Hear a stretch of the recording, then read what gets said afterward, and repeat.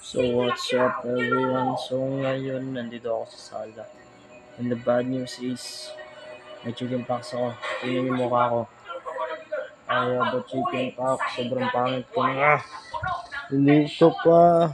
Sa tiyan ko at saka sa pet ko. Sobrang sakit. Yes.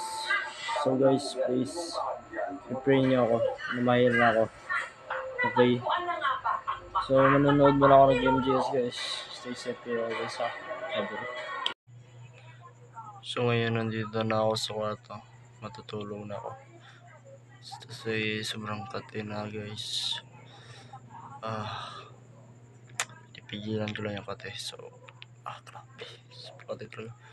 Tutulog na ako. Bye bye. Stay safe. Dito ay pumunta ka namin ng ospital para malaman kung chicken pox ba talaga to or allergy lang. Number 30.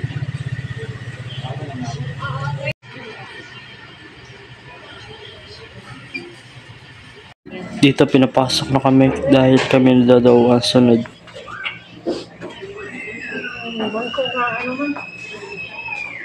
Sayang. Tumba na niya. Sabi ng doktor ko ay mapa-blood test daw ako sa laboratory para malaman kung ano ba nga talaga tong dumapo sa katawan ko, kung allergy nga ba or chicken pox.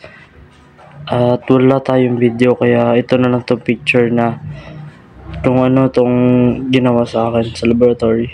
Ito yung litrato ng pagkuha ng blood test sa kamay ko.